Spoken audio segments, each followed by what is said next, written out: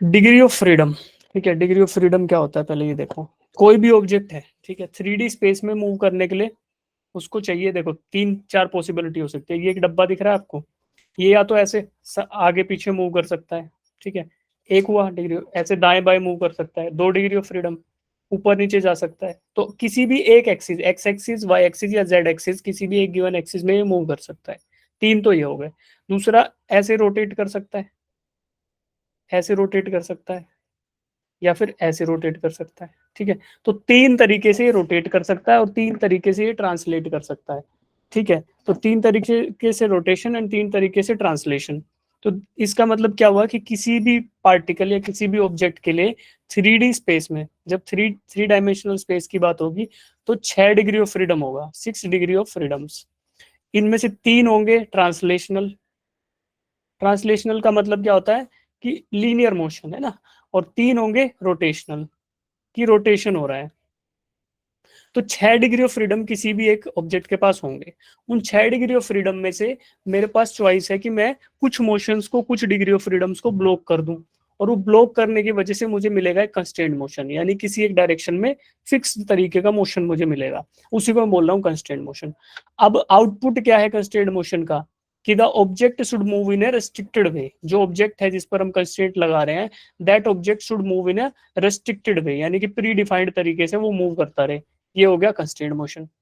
अब हम हमें जो पढ़ने हैं, हमारे सिलेबस के जो हैं, जो हमें पढ़ने हैं, उनमें से सबसे पहला स्ट्रिंग या फिर रोड कंस्ट्रेंट। स्ट्रिंग या रोड कंस्ट्रेंट। और दूसरा है वेज। वेज तो आपको दिख रहा होगा, ये वेज है। तो वेज की वजह से कंस्ट्रेंट मोशन क्या हो सकता है, देखो ये ब्लॉक था। अब ये ब्लॉक को अगर हम ऐसे हवा में छोड़ते, ठीक है, तो ये क्या करता है, ये नेचुरली नीचे गिरता। बट ये नीचे ना गिर के, क्योंकि इसके नीचे वेज था, है ना, ये वेज था, तो इसने क्या किया, ये स्लिप होके ऐसे आएगा। तो उसने वेज की प्रेजेंस की वजह से इसका मोशन मॉडिफाई हो गया। तो वेज जब था इसके पास, तो मोशन मॉडिफाई हो गया। इसी को बोला कि we have constrained a motion, या we have obligated an object to move in a certain way. हमने किसी ऑब्जेक्ट को फोर्स कर दिया, force to move in a restricted way, या इन अ गिवन वे, या सर्टेन वे। तो due to the presence of wedge, ये slide down होके आएगा, ना कि डायरेक्टली फ्री फॉल कर जाए। ऐसे ही जब हमारे पास स्ट्रिंग, स्ट्रिंग होता है लाइट इनएक्सटेंसिबल, मतलब पतला रहेगा, इनएक्सटेंसिबल रहेगा, ऐसा धागा या ऐसी वायर, उसको बोलेंगे स्ट्रिंग। तो due to the presence of string itself we can say that कि जो ऑब्जेक्ट है उसके मोशन को हम कंस्ट्रेंट कर रहे हैं, रिस्ट्रेंट कर रहे हैं। अब देखो बच्चों, वैसे इसमें कुछ भी नया नहीं है, हम लोग अभी तक आराम से ये चीज करते हुए आए हैं, बट हम इसको स्टडी करेंगे। अभी हमने इससे पहले जो क्वेश्चंस करे थे, उन सभी क्वेश्चंस में हमने ये सारी चीजें देख चुके हैं, हम ऑलरेडी इन सब चीजों को ऑलरेडी देख चुके हैं। बट अब उसके बारे में हम थोड़ा सा स्टडी करेंगे, और स्टडी करके ये पता लगाएंगे कि यार इनके इक्वेशंस कैसे होती हैं, और स्पेसिफिकली थोड़ी टफ प्रॉब्लम आती है अगर कंस्ट्रेंट मोशन की, तो उनको कैसे हैंडल या टेकल किया जा सकता है, ठीक है। अभी आप देखोगे तो आपको कुछ नया नहीं लगेगा इसमें, आपको ऐसा लगेगा कि यार नया तो कुछ है नहीं, सिंपल वही पुरानी चीजें हैं। बट फिर भी हम लोग इसको इसलिए देख रहे हैं क्योंकि यहाँ पर वी हैव टू स्टडी कि इक्वेशंस क्या हो सकती हैं, या फिर कुछ गिवन पैरामीटर्स हमें ऑलरेडी मिल जाएंगे, जिनकी वजह से we can easily find out कि what can be the possible solution, या what can be the best approach to solve such problems, ठीक है। अब देखो सबसे पहला आपको मिला कंस्ट्रेंट मोशन से पता चला कि we are blocking some degrees of freedom. कुछ डिग्री ऑफ फ्रीडम को हम ब्लॉक कर दे रहे हैं, और टू बी स्पेसिफिक हम 5 डिग्री ऑफ फ्रीडम को ब्लॉक कर दे रहे हैं। कंस्ट्रेंट या रेस्ट्रिक्टेड मोशन हमें कब मिलेगा, जब हम केवल और केवल उसको एक ही डायरेक्शन में मूव करने दे, बाकी 5 जो थे उनको ब्लॉक कर दिया with the help of surroundings. Surrounding में कुछ ऐसी चीजें प्लेस कर दो कि वो ब्लॉक हो जाए उसके 5 डिग्री ऑफ फ्रीडम, ठीक है। तो सबसे पहला देखेंगे स्ट्रिंग या रोड कंस्ट्रेंट, ठीक है। अब देखो आप लोग, ये तो हमने देख लिया। स्ट्रिंग कंस्ट्रेंट में क्या आता है, स्ट्रिंग क्या होता है भाई, इसकी दो प्रॉपर्टीज मैंने आपको बताई थी when we were discussing tensile force. तो आपको क्या बताया था, स्ट्रिंग की प्रॉपर्टी क्या बताई थी सबसे पहली, दैट वाज लाइट, और दूसरा इनएक्सटेंसिबल। पहला तो लाइट होगा और दूसरा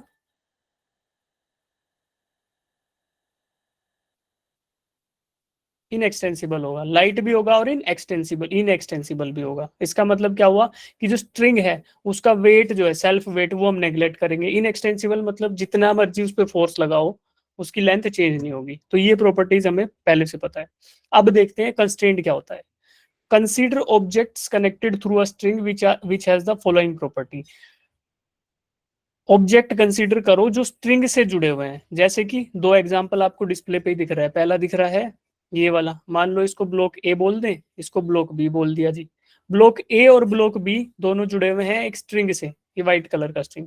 इधर भी मान लो ब्लॉक ए और बी 1 और 2 रखते थे, इसको ब्लॉक 1 एंड ब्लॉक 2, ये दोनों आपस में जुड़े हुए हैं किससे, स्ट्रिंग से, व्हाइट कलर का दिख रहा है।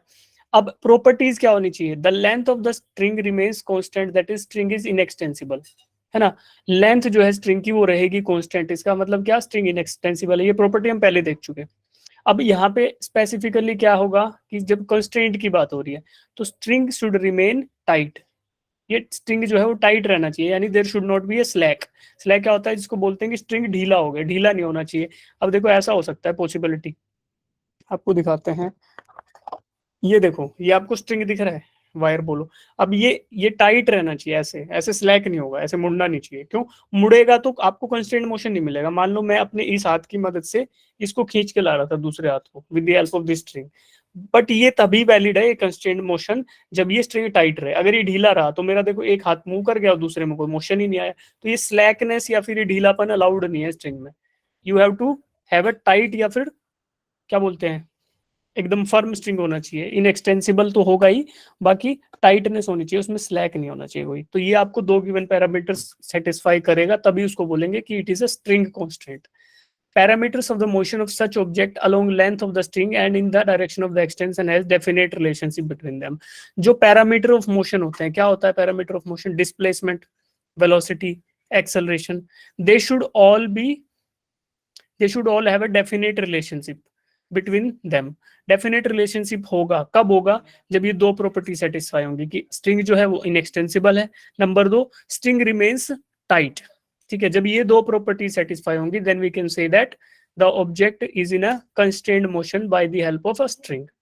ठीक है, अब देखो आपको धीरे धीरे समझ आ जाएगा, अभी टेंशन मत लो। कंस्ट्रेंट रिलेशंस, अब ऐसे रिलेशनशिप्स जो कंस्ट्रेंट मोशन के हों, यानी आप रिलेशनशिप ड्राइव करोगे इन द मोशन पैरामीटर्स, और वो किसके बारे में बात कर रहे होंगे, they will be discussing about the constraint motion. ठीक है, तो ऐसे ही रिलेशनशिप्स को बोलते हैं कंस्ट्रेंट रिलेशनशिप। कौन से रिलेशनशिप होंगे, मैथमेटिकल रिलेशनशिप्स। ठीक है, by which motion of the two or more bodies within a system are related or called as constraint motion. ऐसे रिलेशनशिप्स जिनके द्वारा टू और मोर बॉडीज का आपस में रिलेशनशिप एस्टेब्लिश किया जा सकता है, उन्हीं को बोलते हैं कंस्ट्रेंट रिलेशनशिप। अब ये हो गई बड़ी बड़ी बातें, अब फिजिक्स के नजरिए से देखो, इंग्लिश की बात खत्म। Since the string is in extensible, हमने ये अज्यूम किया कि जो हमारा स्ट्रिंग था ये वाला, इसकी लेंथ में कोई चेंज नहीं आ सकता, मतलब this is in extensible string. तो क्या होगा जी, जितना आप एक्स ए को डिस्प्लेस करोगे, जितना ए को डिस्प्लेस करोगे उतना ही डिस्प्लेस बी भी हो जाएगा, बी भी उतना ही डिस्प्लेस हो जाएगा। ठीक है, तो जितना ए को डिस्प्लेस करोगे उतना ही बी डिस्प्लेस हो जाएगा। क्यों, क्योंकि length of the string can not change, जो लेंथ है ना स्ट्रिंग की ए से बी के बीच में, इट कैन नॉट चेंज, ये हमेशा फिक्स रहेगी। तो इसी की वजह से आपको ये रिलेशनशिप मिल गया कि X A is equal to X B, इसी को बोल रहे हैं डेफिनेट रिलेशनशिप, कि दोनों के दोनों जो डिस्प्लेसमेंट थे उनके बीच में एक डेफिनेट रिलेशनशिप एग्जिस्ट करता है, that is called as X A and X B, तो दे शुड बी इक्वल, ये आपको मिला। अब आप क्या करो, यू कैन डिफरेंशिएट ऑल्सो, आप डिफरेंशिएशन कर दो, D X A by D T D X B by D T, तो इससे मुझे मिलेगा कि यार वेलोसिटीज भी सेम आएंगी। तो वो भी जाहिर सी बात है कि अगर लेफ्ट साइड वाला किसी वेलोसिटी से मूव कर रहा होगा, उसी से आपको फॉलो करेगा राइट साइड वाला, राइट। या ये राइट पे आपने फोर्स लगाया है, जितने भी वेलोसिटी से मूव कर रहा होगा उतनी वेलोसिटी होगी ए की, तो V B and V A they should be equal because the string is inextensible. String की लेंथ में कोई चेंज नहीं आ रहा, इसलिए दोनों की वेलोसिटीज बराबर है। फिर इसको दोबारा डिफरेंशिएट कर दोगे तो फिर आपको मिलेगा कि एक्सेलरेशन भी सेम आएंगी, तो आने ही चाहिए भाई। They are behaving like a single object as far as we are considering the motion in rightward direction. ठीक है, जब तक राइट डायरेक्शन में मोशन कंसिडर कर रहे हैं तो they are behaving as a single object. क्यों, क्योंकि ये स्ट्रिंग है वो इनएक्सटेंसिबल है, जब इनएक्सटेंसिबल होगा तो जितना बी डिस्प्लेस करेगा उतना ही ए डिस्प्लेस करेगा, जो वेलोसिटी बी की होगी वही वेलोसिटी ए की होगी, जो एक्सेलरेशन बी का होगा वही एक्सेलरेशन ए का भी होगा। ठीक, अब इसी का जो कंस्ट्रेंट मोशन है with the help of string, इसी में एक और हमारे को मिलती है। देखो एक तो ये इसमें फर्स्ट प्रॉब्लम ऐसी मिलेगी कि ये सरफेस है, ठीक है। अब इसको जनरली स्मूथ सरफेस बोलते हैं, यानी mu is equal to zero. Maximum questions में ये दिया होगा कि mu is equal to zero, यानी कि surface is a smooth surface, right. तो ये आपको पहले ही गिवन होगा। ये पता नहीं क्या हो रहा है यार, इसको कुछ गड़बड़ हो गया। हाँ ठीक है, ये इक्वल है भाई, म्यू इज इक्वल टू, अब ये म्यू इज इक्वल टू 0 है, राइट। और ये स्मूथ सरफेस है और उसके ऊपर दो अलग अलग ब्लॉक हैं वो स्लाइड कर रहे हैं, तो पहला ये केस हो सकता है। इसी के जैसा मिलता जुलता केस होगा कि आपने सरफेस को हटा दिया और किसी पुली की हेल्प से इन दोनों को जोड़ दिया। मास m1 था, m2 था, और they are connected with the help of a string, और वो स्ट्रिंग जो है एक पुली के ऊपर से पास कर रहा है, ठीक है, ये पुली के ऊपर से पास कर रहा है। अब देखो यहाँ होगा क्या, अगर मैं ब्लॉक जो m2 मास है इसको नीचे मूव करूंगा, तो आपको फील आ रही है कि m1 ऊपर जाएगा, यस सर। क्योंकि ये जो स्ट्रिंग है ये स्ट्रिंग इनएक्सटेंसिबल है, यानी there will not be any change in the length of the string. तो m2 नीचे जाएगा तो m1 ऊपर जाएगा, सीधी बात है। अगर आप उल्टा करो, m1 को नीचे लाना चाहो तो m2 फिर ऊपर जाएगा, ठीक है। हम लोग ये करते ही है यार, इतना इतना हम लोगों ने बहुत बार ऑब्जर्व किया होगा, ठीक है। जब m1 नीचे जाएगा तो m2 ऊपर जाएगा। अब इसी तरीके की मशीन, इसको मशीन बोल सकते हो। मशीन का मतलब क्या होता है कि बहुत सारे पुर्जे एक साथ जुड़े हों and they are behaving in a such a way that to a given input it should have a definite output. अगर एक गिवन इनपुट है और उसका एक डेफिनेट आउटपुट आ रहा है, उसी को मशीन बोलते हैं। और बहुत सारी सिंपल सिंपल चीजें जुड़ी हों तो इसको बोलते थे मशीन। और इस तरीके की मशीन जिसमें एक चीज नीचे जा रही है और दूसरी ऊपर आ रही है, इसको बोलेंगे एटवुड्स मशीन, ठीक है। बस एक ये नाम है थोड़ा सा, एटवुड साइंटिस्ट थे, उन्होंने पहली बार ऐसी बात कही थी और हम आजकल इसको देख लेते हैं। आम तौर पे हम लोग इसको इजिली ऑब्जर्व कर ही लेते हैं। तो दैट इज एटवुड्स मशीन, ठीक है। A device in which two objects are connected by a string over a pulley so that an one falls down the other rises, ठीक है। ये बताया कि एक नीचे जाएगा तो दूसरा ऊपर जाएगा। भाई डीजे की आवाज आ रही है क्या? सर यहाँ पे भी लगा है। अच्छा तुम्हारे भी लगा हुआ है। भाई बुरा हाल कर दिया यार, मेरे घर के पास मंदिर है और ये शादियों के सीजन में ना इतने ऐसा बम्बार्डमेंट सा हो जाता है। सर एग्जाम्स के टाइम में ही होता है ऐसा। हाँ एग्जाम में जरूरी होता है, बिल्कुल। कॉलेज के टाइम भी ऐसा ही होगा। कॉलेज जैसे तुम्हारा कोई कॉलेज होगा, ठीक है। मेरे कॉलेज के, अच्छा आईआईटी के पास तो नहीं था, लेकिन फिर भी ऐसा है, देखो ऐसा होता है मोस्टली कॉलेज। ये कॉलेज होगा और इधर कोई वो होगा वेडिंग हॉल, ठीक है। अब क्या होगा, कॉलेज में वैसे मजा रहता है इसका कि आप जाओ एकदम मस्त खा पी के फिर वापस आ जाओ। बेगाने बिना बुलाए मेहमान, 3 इडियट्स वाला सीन। तो वो चलता ही है यार, वो तो कॉलेजों में चलता ही है। सर क्वेश्चन था। हाँ बोलो बोलो। सर इन केस अगर M2, जैसे आपने बोला ना कि M2 को हम ऊपर पुल करेंगे तो M1 नीचे आएगा, लेकिन M2 का मास अगर ज्यादा भी तो हो सकता है ना, मतलब किसी केस में। हाँ तो वही तो होगा, पुल पुल करो या मत करो, देखो M2 का मास ज्यादा होगा तो भी आप फोर्स लगा दो ना इक्विवेलेंट इधर, तो क्या ही होगा, स्ट्रिंग है भाई, स्ट्रिंग के अब यही तो आएगा आगे, वही आएगा। देखो मैं बताता हूँ, मान लो M2 कितना है, M2 को मास बोल रहा हूँ, ठीक है जी, 10 किलोग्राम। अब वेट ऑफ M2 कितना होगा, 100 न्यूटन, ठीक है। यस। जी की वैल्यू अगर मैं 10 ले ले रहा हूँ, राइट, तो 10 मीटर पर सेकेंड स्क्वायर ले लिया मैंने। अब M1 को बोल दिया कि M1 is equal to 5 kilogram, तो इसकी वजह से फोर्स डाउनवर्ड क्या लगेगा, 50 न्यूटन। अगर मैं इन फोर्सेस को हटा दूं तो क्या रहेगा बेटा, देखो इन फोर्सेस को मैं हटा दूं तो ये आएगा 50 न्यूटन को रिप्लेस कर लेगा, और ये रिप्लेस करेगा 100 न्यूटन को। तो अब आप इसको बैलेंस, अभी अनबैलेंस सिचुएशन है ये, इस अब देखो ये अनबैलेंस है सिस्टम में, तो क्या होगा कि आप जैसे इसको पकड़ रखा था छोड़ोगे तो क्या करेगा, M2 नीचे चला जाएगा और M2 ऊपर चला जाएगा, वो तो दिख रहा है क्योंकि अनबैलेंस है फोर्सेस के बीच में। तो I can add another force 50 newton, यहाँ पे एक और फोर्स लगा दूंगा किसी भी चीज से, वो मैं चाहे हाथ से लगाऊं चाहे किसी मशीन से, या एक और मास ऐड कर दूं उस पर, ठीक है। तो दैट इज 50 न्यूटन। अब 50 न्यूटन फोर्स अगर मैं इस पे और लगा दूं तो ये मुझे पता है कि यार फिर ये दोनों बैलेंस हो जाएंगे, और अगर 50 से ज्यादा मान लो 60 लगा दिया तो फिर M1 नीचे जाएगा और M2 ऊपर जाएगा। तो बस ये फोर्स बैलेंस का खेल है, राइट। Okay sir. ठीक है, इसमें कुछ दिक्कत नहीं लेने का। हाँ तो आगे बढ़ते हैं। अब देखो हमें कंस्ट्रेंट रिलेशनशिप मिलेंगे, क्यों, क्योंकि स्ट्रिंग कंस्ट्रेंट है, स्ट्रिंग लगा हुआ है, स्ट्रिंग को हमने इनएक्सटेंसिबल माना, यानी कि लेंथ ऑफ स्ट्रिंग रहेगी कांस्टेंट।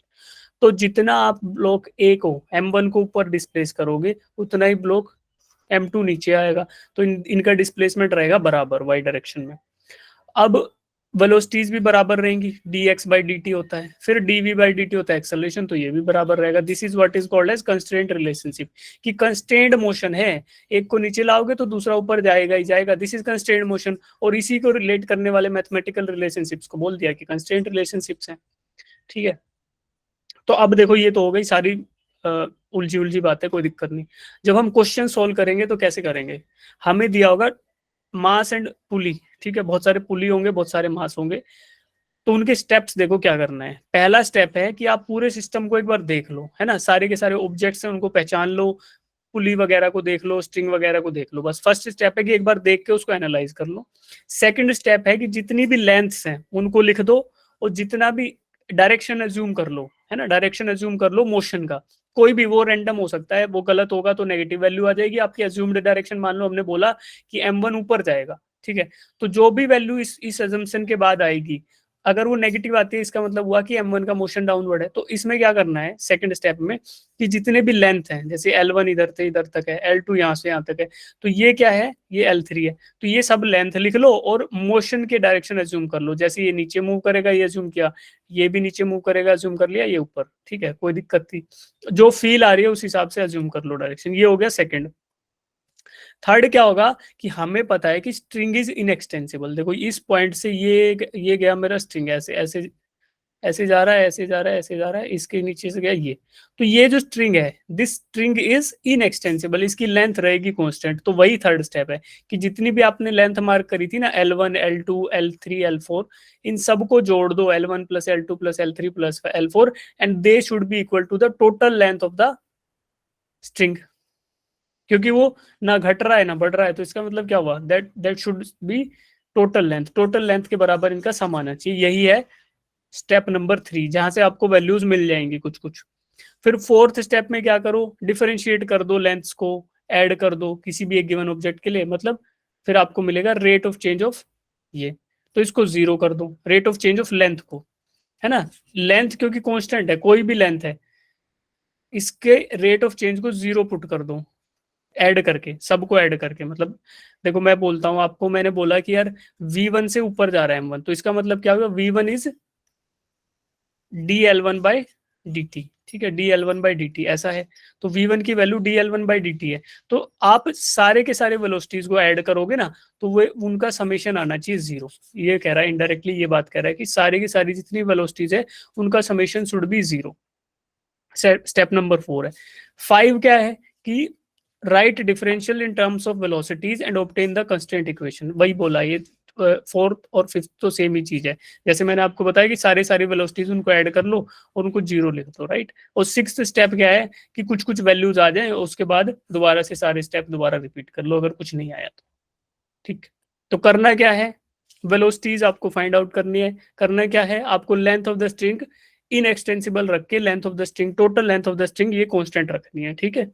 तो इसमें फर्स्ट क्वेश्चन आता है इसी सीरीज में, मतलब पहला क्वेश्चन है कि इन the system shown in the figure, एक सिस्टम दिया जिसमें मास ए है, ये रहा, और मास बी है।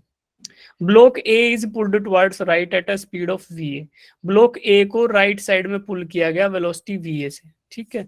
Find the velocity of block B at the instant when the string makes an angle theta with the horizontal. ये स्ट्रिंग है ना, ये एंगल बना रहा है थीटा, जब ये थीटा एंगल पे रहेगा तो velocity of block be in the downward direction या अपवर्ड डायरेक्शन कुछ भी रहे, तो वर्टिकल डायरेक्शन में रहेगी। तो आपको वी बी फाइंड आउट करनी है, वी बी फाइंड आउट करना है when we A is the velocity of block A and theta is the angle, ठीक है। तो कैसे फाइंड आउट कर सकते हो, सिंपल ट्रिग्नोमेट्री से आ जाएगा, क्योंकि ये जो लेंथ है ये कांस्टेंट रहेगी, ठीक है।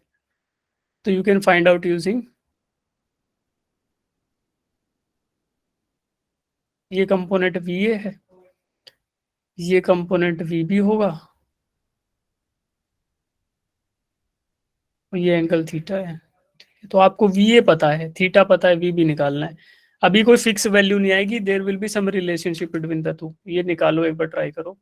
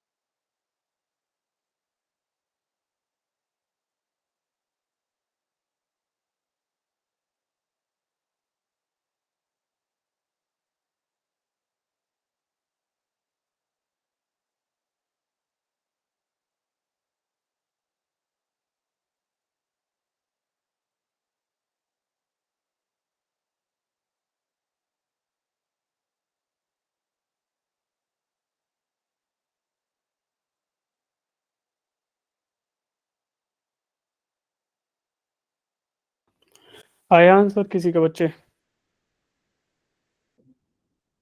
हाँ जी। अरे टिग्नोमेट्री यूज कर दिए भाई, कुछ नहीं करना। देखो, जब ये ब्लॉक ए राइट साइड में मूव करेगा ऐसे, तो क्या होगा? ये ऐसे मूव करेगा तो ब्लॉक भी नीचे आएगा, ठीक है? तो नीचे आया ऊपर जाए, there will be some vertical direction motion, हमेशा मोशन वर्टिकल डायरेक्शन में ही होने वाला है। तो आपको थीटा दे दिया, वी ए दे दिया। तो बच्चों यहाँ पे ट्रिग्नोमेट्रिक एंगल्स लिखो ना, ट्रिग्नोमेट्रिक एंगल जब आप लिखोगे तो क्या होगा उससे? अरे ट्रिग्नोमेट्रिक एंगल्स आप लिखोगे,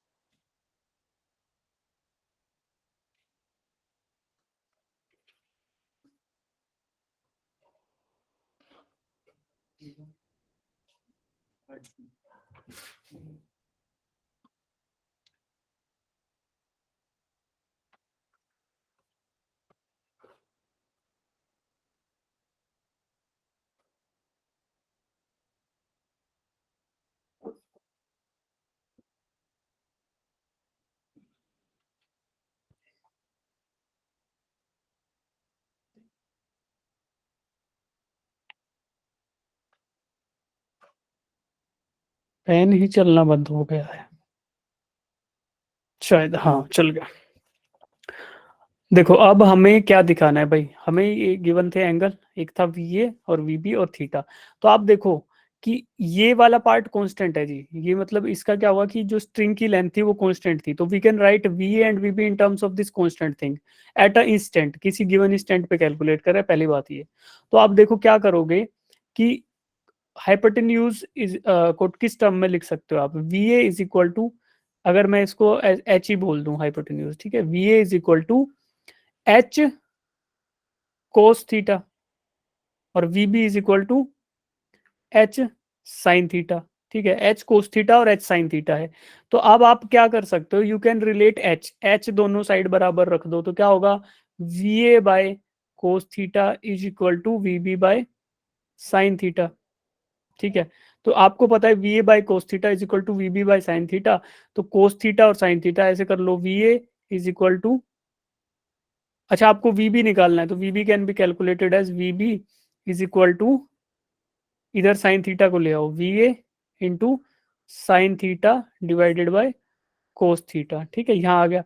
तो इसको, इसका मतलब क्या हुआ? V A tan theta. तो V B is equal to V A tangent theta. ठीक है, ये बात हो गई, V B is equal to V A tangent into theta. तो वी बी की वैल्यू क्या रहेगी? V A into tan theta. ठीक है,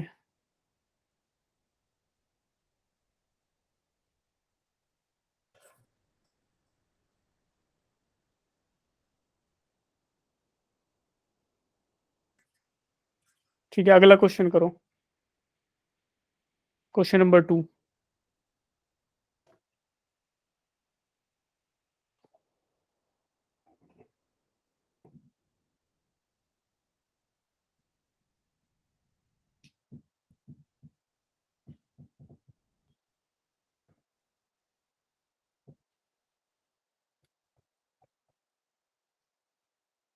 In the system shown in the figure, find velocity of block A if B is pulled toward right. B को पुल किया गया right side में VB वेलोसिटी से। ठीक है, आपको वेलोसिटी ऑफ ब्लॉक A बतानी है इन terms of angle made by the proportions of string with the horizontal. अब देखो दो एंगल है, एंगल देख लो पहले। एक तो एंगल ये होगा जिसमें ये वेलोसिटी ऑफ VA है, ये VB है, तो VB कुछ एंगल बना रहा होगा जिसको बोल देते हैं मान लो थीटा 1, और वी ए बना रहा होगा थीटा 2। तो आपको वेलोसिटीज इनके बीच में एक एंगल, एक वो रिलेशनशिप एस्टेब्लिश करना है दोनों वेलोसिटीज के बीच में, V A and V B.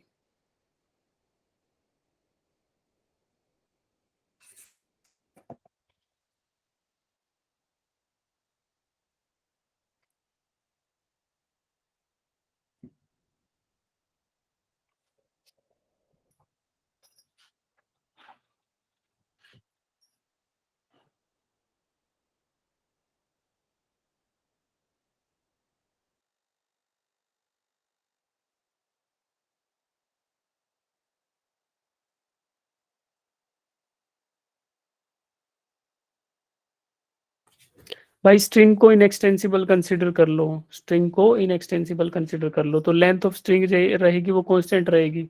ठीक है, जिस वेलोसिटी से स्ट्रिंग मूव करेगा वो भी कांस्टेंट रहेगा। यानी कि अगर मान लो L1 था उस साइड और L2 इधर था, दोनों साइड डिफरेंशियल ले लोगे तो दोनों ये भी बराबर रहेंगे। कहाँ देखा हमने, ये देखो 5 स्टेप देखे थे, इनमें यही देखा था। कहाँ गया, हाँ ये।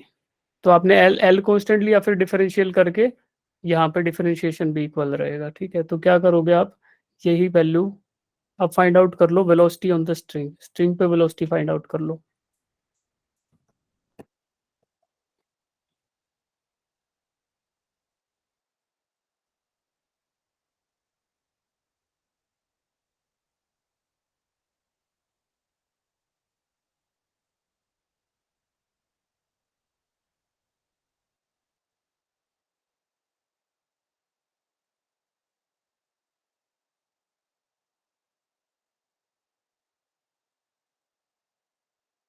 थीटा 1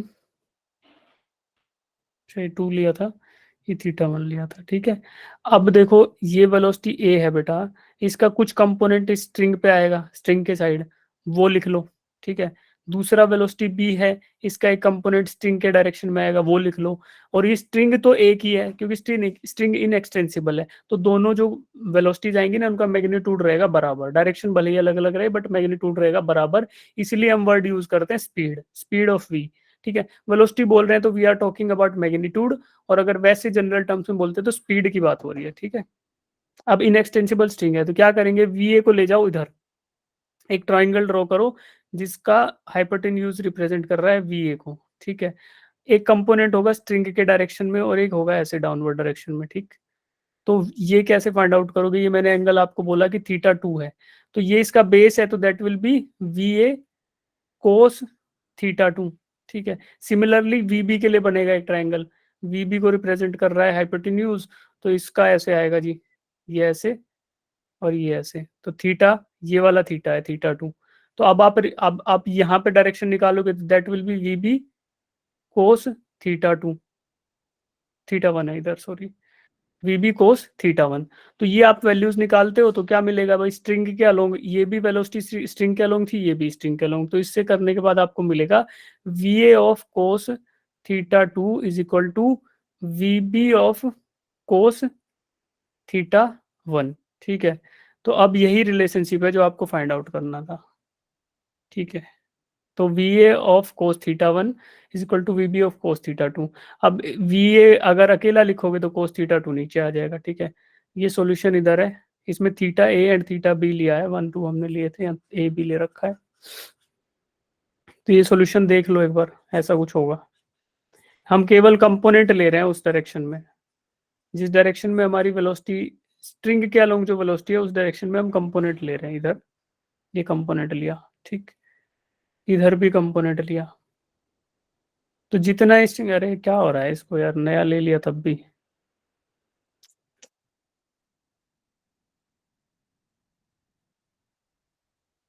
सबसे बढ़िया आईपैड था, वो ही सबसे सही लग रहा है, इसलिए लोग एप्पल लेते हैं। एक बार ले लो सही रहोगे। हाँ ठीक है, अब ये होगा, जिस डायरेक्शन से देखो बेटा, हम लोग क्या देख रहे थे, सीधा सीधा समझो, इधर जो था ये L1 था मान लो, और इधर भी L1 मूव करेगा क्योंकि स्ट्रिंग इनएक्सटेंसिबल है, तो इसका मतलब क्या होगा, अगर आप डिफरेंशियल भी ले रहे हो तो then also velocity along the string जो है वो सेम रहेगी।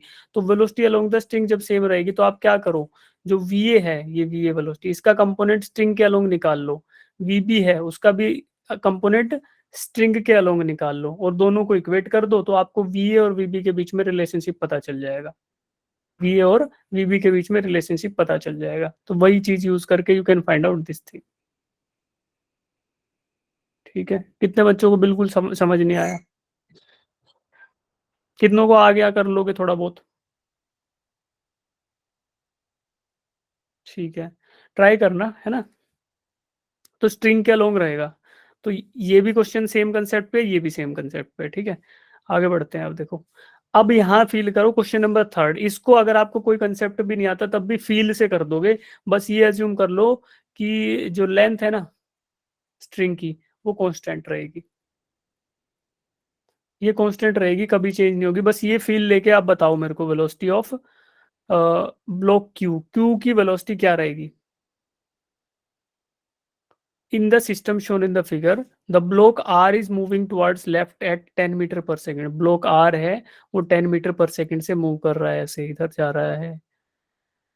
और block P goes up at 3 metre per second. जो ब्लॉक पी है वो अपवर्ड मोशन में है with some velocity that is 3 metre per second. अब आपको वेलोसिटी ऑफ ब्लॉक क्यू बतानी है, ठीक है।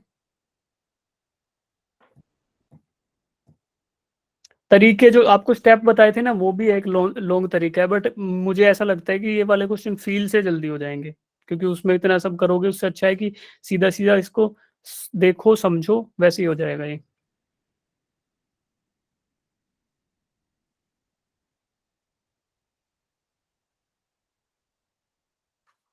देखो तुम्हें थोड़ा आसान करके बताता हूँ। मान लो ये वी आर है ना, है ही नहीं, ये मूव ही नहीं कर रहा, ये ब्लॉक फिक्स्ड है, ठीक है। तो उस कंडीशन में क्या होगा ये देखो, अगर ये फिक्स है और ब्लॉक पी है ये मूव कर रहा है।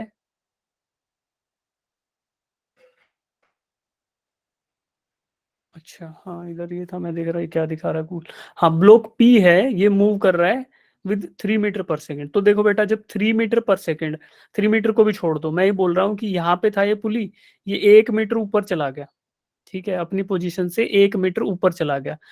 तो इधर से 1 मीटर घट जाएगा और इधर से 1 मीटर घट जाएगा, है ना। दोनों साइड से 1 1 मीटर घट जाएगा वैल्यू। दोनों साइड से 1 1 मीटर वैल्यू घट जाएगी। तो जो ओवरऑल ब्लॉक क्यू है वो कितना नीचे आ जाएगा, कोई बताएगा मेरे को कि कितना वो डाउनवर्ड आ जाएगा। ब्लॉक क्यू भी तो नीचे आएगा ना जी, वो कितना नीचे आएगा। जब मेरा ब्लॉक पी 1 मीटर ऊपर चला गया, ठीक है, ये ब्लॉक पी है, ये 1 मीटर ऊपर गया, ठीक है, तो ब्लॉक क्यू है वो कितना नीचे आ जाएगा। तो एक ये स्ट्रिंग इनएक्सटेंसिबल है, स्ट्रिंग ना भटे बढ़ेगा ना घटेगा। तो 1 मीटर तो यहाँ से घट गया और 1 मीटर यहाँ से घट गया, ठीक है। तो ये दोनों मिलके ब्लॉक क्यू को 2 मीटर नीचे ले आएंगे। क्यों? क्योंकि यार ये दो जगह पे घट रहा है ना, इधर से इधर से, एक तो ये गया एक ये गया, ये ऐसे ऐसे आके नीचे 2 मीटर तक नीचे लटक जाएगा। अब देखो, ये आपको फील आएगी कि जब ये 1 मीटर ऊपर गया था तो ब्लॉक क्यू 2 मीटर नीचे आया था। अगर block P 3 metre per second से मूव करता रहे ऊपर, तो ब्लॉक क्यू नीचे 6 मीटर पर सेकेंड से मूव करता रहेगा, ठीक है। ब्लॉक जो क्यू है वो 6 मीटर पर सेकेंड से नीचे मूव करता रहेगा, जब तक कि block P 3 metre per second से मूव करता रहे। ये तब है, तब ये आर जो है फिक्स्ड है, ठीक है।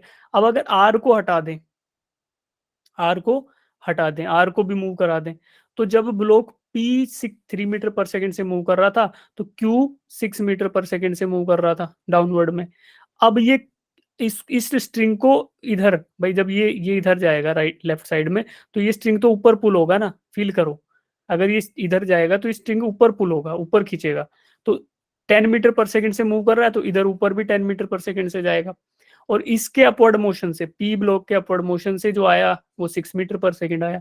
तो नेट वेलोसिटी क्या आएगी, 10 - 6, है ना। नेट वेलोसिटी ऑफ क्यू आएगी 10 - 6, that is 4 metre per second upwards, 4 metre per second ऊपर की तरफ।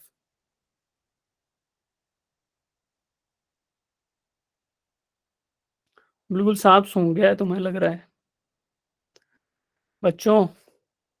Yes sir.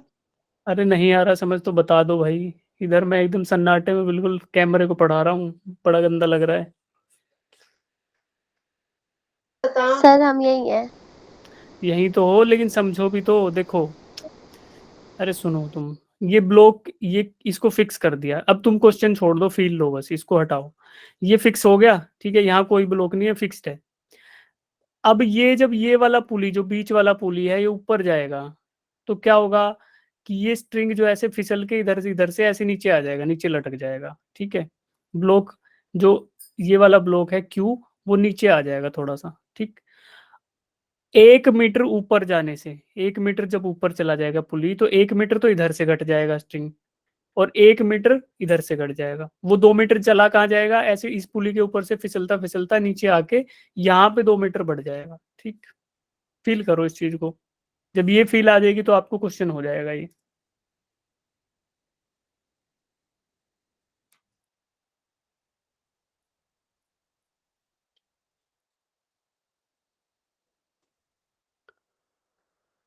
आया समझ, ये वाला समझ आया कि नहीं आया?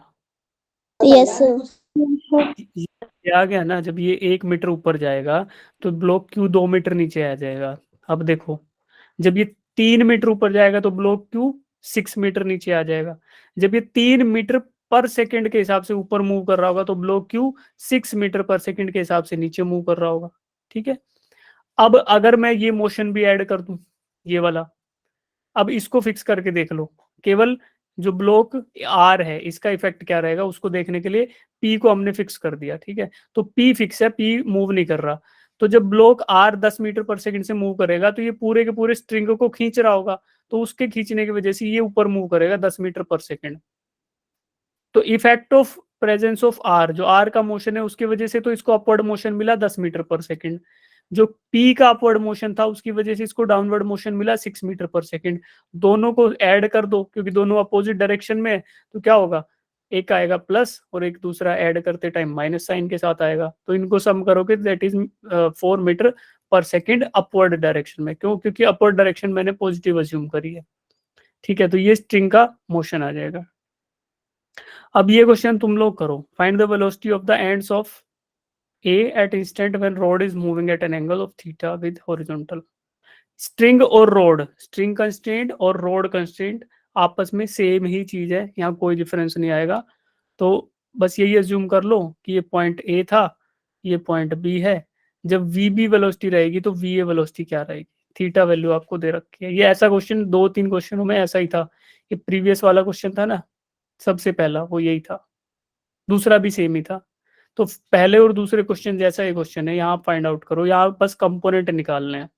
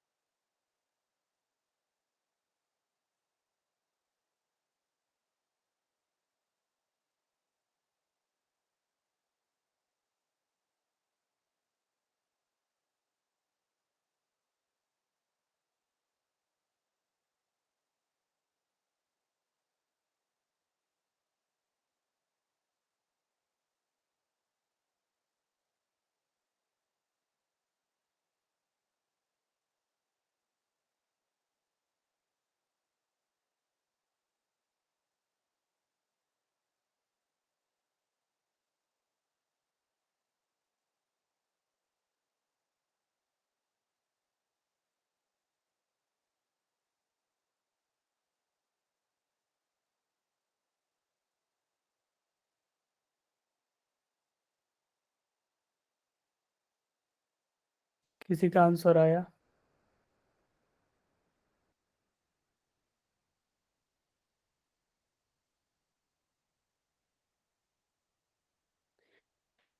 If separation between 2 points is constant, then their velocity component must be equal along the line joining them. ठीक है, separation between point A and point B, ये पॉइंट ए है, ये पॉइंट बी है, इन दोनों के बीच का सेपरेशन कांस्टेंट है, यानी कि सेपरेशन फिक्स्ड है। ऐसा क्यों है? क्योंकि ये रॉड जो है ना, उसका लेंथ जो है वो फिक्स है।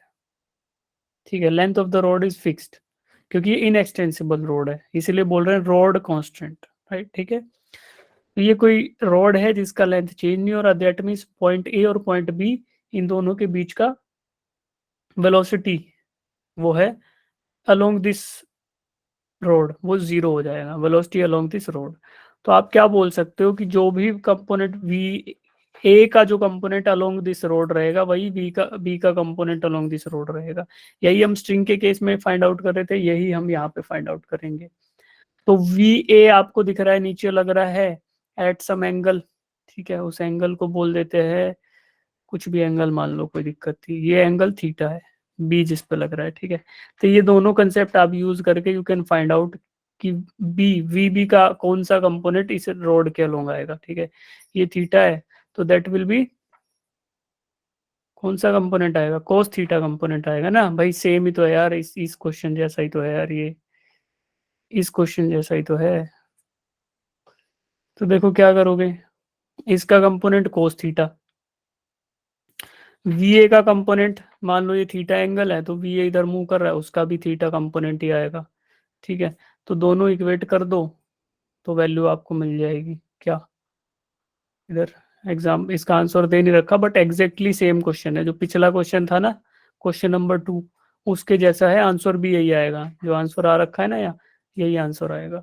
तो आप लोग इसको कर लेना एक बार, इसको फिर डिस्कस करूंगा अगली क्लास में, अभी आपसे शायद हो नहीं रहा, इससे थोड़ा आसान क्वेश्चन करो तुम लोग, ये वाला है, उससे काफी आसान है, ये फाइंड आउट करो, पहले हम ऐसा क्वेश्चन कर चुके, आज की क्लास से भी रिलेटेड नहीं है ये पुराने क्लासेस के डाटा से ही हो जाएगा, इसको ट्राई करो।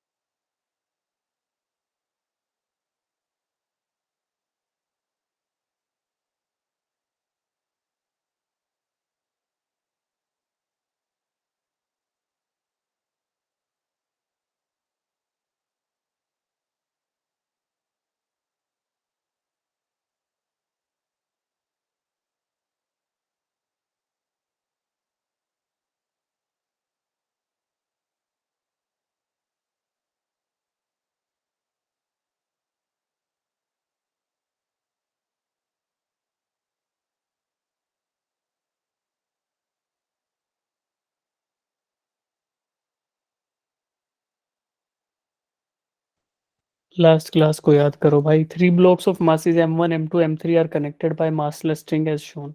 तो स्ट्रिंग मासलेस है, ये तो हमें पहले भी पता था, मैंने आपको लास्ट क्लास में बता दिया था कि string is inextensible and massless, ये आपको अज्यूम करना है।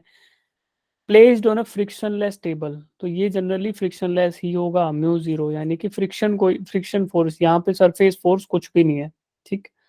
दे are pulled with a force T3 से पुल किया गया राइट साइड में, 40 न्यूटन वैल्यू दे दी T3 की। The tension T2 will be, T2 में क्या टेंशन है, यहाँ पे टेंशन बताना है, तो फाइंड आउट कर सकते हैं। कैसे करोगे बेटा, ये देखो M1 ले रखा है इधर, इसको M2 बोल दो और इसको M3 बोल दिया, ठीक है। तो T3 जो फोर्स है जो कि 40 न्यूटन है, वो तीनों में बट जाएगा, M1 M2 और M3 में। तो आपको M1 की वैल्यू भी दे रखी है, M2 की भी दे रखी है, M3 की भी दे रखी है।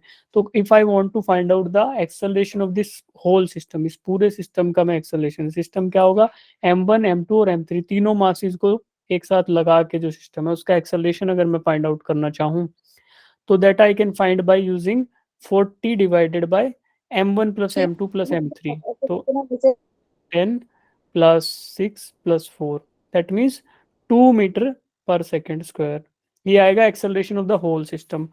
अब M1 और M2 इन दोनों के प्रेजेंस की वजह से there will be some backward motion, जो बैकवर्ड फोर्स, तो वही बैकवर्ड फोर्स मान लो ये दोनों पीछे खींच रहे होंगे मिला के, और उतना ही टेंशन एक्सर्ट कर रहा होगा स्ट्रिंग, तो T2 की वैल्यू वही होगी जो ये M1 और M2 मिलके खा जाएंगे, इस 40 न्यूटन का वो वाला पार्ट जो M1 और M2 खा जाएंगे।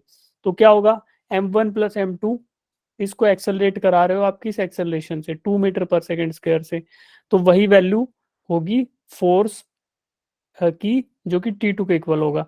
तो M1 प्लस M2 क्या है, M1 है 10 kg, M2 है 6 kg इंटू 2, तो that means 16 into 2 that is 32 Newton. तो T2 की वैल्यू आएगी 32 न्यूटन, और T1 की वैल्यू क्या, T3 की वैल्यू आएगी 40 न्यूटन। अब T1 भी कोई पूछ लेता तो T1 में क्या आता, सिर्फ M1 को एक्सेलरेट करा रहे होते 2 मीटर पर सेकेंड से, तो उसकी वैल्यू आ जाती 20 न्यूटन, ठीक है।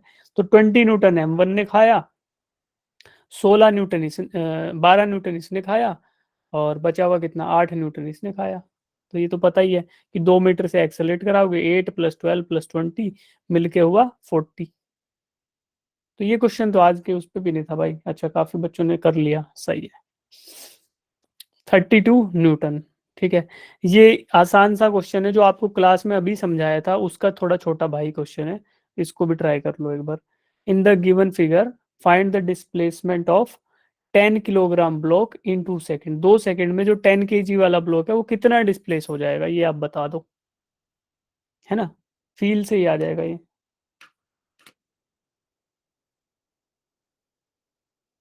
जिनका क्वेश्चन हो जाए वो हैंड रेज कर लेना, ये वाले का जिनको आंसर आ जाए।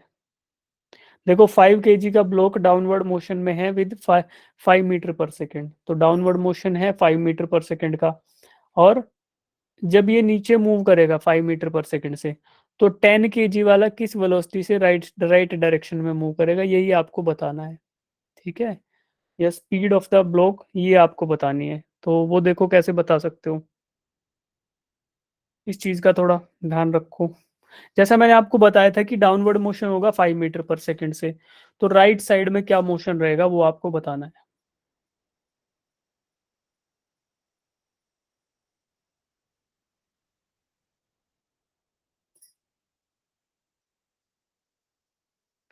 देखो भाई, ये नीचे आएगा ना 5 kg का ब्लॉक, तो ये दो दो दुगने दुगने इसको खाएगा स्ट्रिंग को, इसमें डबल डबल यूटिलाइज होगा। जैसे 5 मीटर पर सेकेंड से आ रहा है तो नीचे आएगा ना, तो इसको 10 मीटर स्ट्रिंग की रिक्वायरमेंट होगी पर सेकेंड एक्स्ट्रा, तो इसका मतलब वो आएगा कहाँ से, वो इधर से आएगा, दैट इज वाई वी जो है वो आएगी 10 metre per second right word, right side में, ठीक है। अगर मैं ऐसे डायरेक्शन बता दूं कि ये एक्स है और ये वाई है, तो फिर आंसर आ जाएगा 10 आई कैप मीटर पर सेकेंड, ठीक। कितने बच्चों का ये 10 आ रहा है, समझ आ रहा है कि 10 आएगा।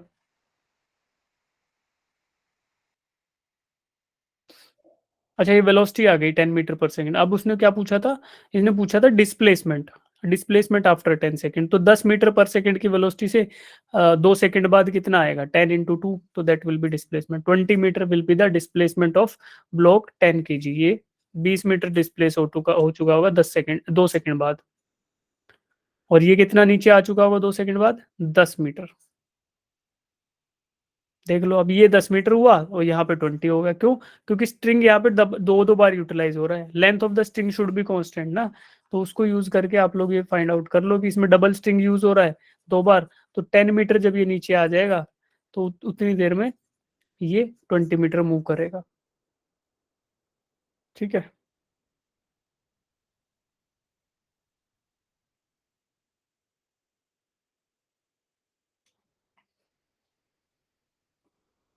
अब कुछ होमवर्क दे देता हूँ मैं आपको, कुछ एक क्वेश्चन जो है एज ए होमवर्क देता हूँ। जो आज समझाया वो तो करना ही है, साथ में जो नहीं समझ में आया वो भी करना है। कुछ क्वेश्चंस हैं वो होमवर्क में करके आने हैं, फिर सारे के सारे क्लास में डिस्कस होंगे। आसान आसान दे रहा हूँ होमवर्क के लिए।